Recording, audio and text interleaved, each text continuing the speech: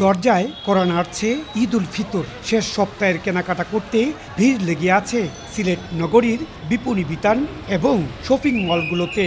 বৈরী আবহাওয়া উপেক্ষা করেই কেনাকাটা শেষ করছেন নগরবাসী। নানা রকম পোশাকের পসরা সাজিয়ে বসেছেন বিক্রেতারা। ক্রেতাদের চাহিদা অনুযায়ী আগে থেকেই মজুত করে রেখেছিলেন পোশাক। ক্রেতারা সানন্দে কেনাকাটা করতে পারতেছে, আমরাও সানন্দে আছি। এখন থেকে চাঁদরাত পর্যন্ত চলবে, ব্যবসা মোটামুটি ভালো হবে আশা করতেছি। কাস্টমারের চাহিদা অনুযায়ী আমরা প্রোডাক্ট সরবরাহ করতেছি আর কি। কেনাকাটায় স্বতঃস্ফূর্ত ক্রেতারা দোকানে দোকানে ঘুরে ঘুরে নিজেদের পছন্দ অনুযায়ী পোশাক কিনছেন তারা।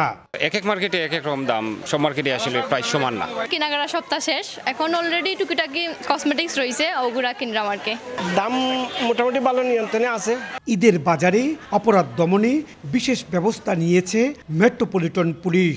ঈদকে সামনে রেখে ব্যাংকের লেনদেন বেড়ে যায়, তখন ছিনতাইয়ের একটা প্রবণতা থাকে। সে কারণে আমরা হুন্ডা দিয়ে আমাদের প্রত্যেকটা থানা এলাকাগুলোতে মোবাইল পার্টির পাশাপাশি এরা টহল দিচ্ছে। সিলেট নগরীতে 5 শতাধিক বিপণী বিতান ও শপিং মল রয়েছে।